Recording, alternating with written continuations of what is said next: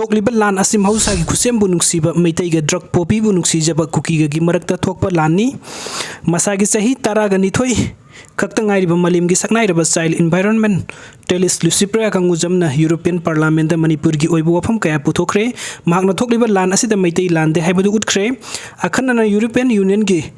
MP Khara Lucipria Bu ngasi lakpina ba bartan tawrokibani mamang thada European Parliament da Kukigi wafam puthokiba MP adu su yauki Lucipria MP adu bu personal oina mahaki ka da unaduna Kukina tawriba Lan Asi narco terrorism ni Meitei na hokiba lan nate illegal immigrant oina makoina sanglakpa natana Meitei singi mathakta makoigi tokhaiba lebak ama semna naba landar kibani haiki magna pongdo kibida Meitei su India gi oina minority tribal group amani aikhoi gi history sahi lising manga hen leije Malimgi history the Anglo-Kuki war Thokiba Leite Lairabadi European Union na Kudam Yauna Puthokpiu Soknariba Lan Asi majority Meitei natrokna minority Kuki aduga Hindu Christian ga soknaba lan nate Meitei Christian kaya gi sarsu makoina maithari kaya amana hatpiri amadi izzat manghanbiri aduga kaya amana hujiksu thiba phangdri haina MP sing aduda paudamki Thokliba Lan Asi Mahousagi Khutsembu Nungcjaba Meiteiga Poppybu Nungcjaba Kukigi kauba group amaga gi marakta Thokpa Lani haiki loinana mahiroi angang lising kaya me ahumdagi ngasi pawuda school kaduna lairik phajana tamba ngamdri amadi makhoigi mayum makai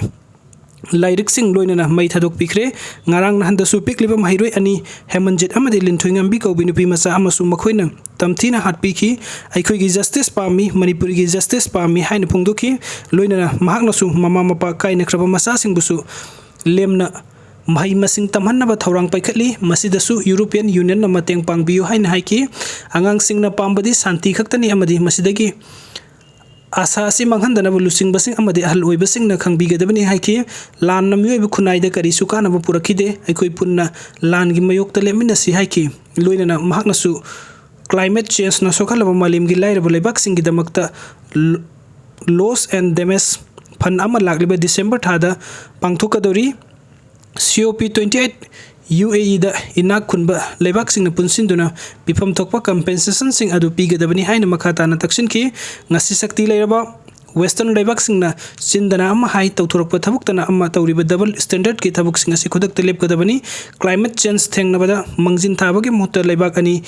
khatnabada taisinabagi muhta European Union na lan tawbagi bom thathanabagi license pibagi mongda leiriba sing yaningde malem asi kansi mangta khan balep asi haina mahangna aroibada MP sing adugi pukning sing sinki Lucipria kangujam mahaki hapta ani gi Europe khongset manung asida tongan pa organization kaya amadi government kaya na barton torokibani ngarang su Paris ki miam da mahakna wangang ki amadi laglibu October kundasu mahakna United Nation World Food Forum 2023 gi closing ceremony dasu keynote address piduna malim gi lusing basing da wangang gani hairi aduga matangi update asina Meitei sanu Lucipria kangujamna European Parliament da Manipur gi wafam sing puthokre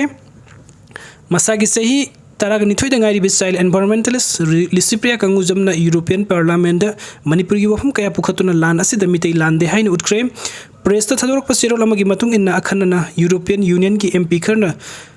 Lucipria bu ngasi lakpina ba korok puga loinana mamang thada European Parliament da Kukigi wafam pukhatkiba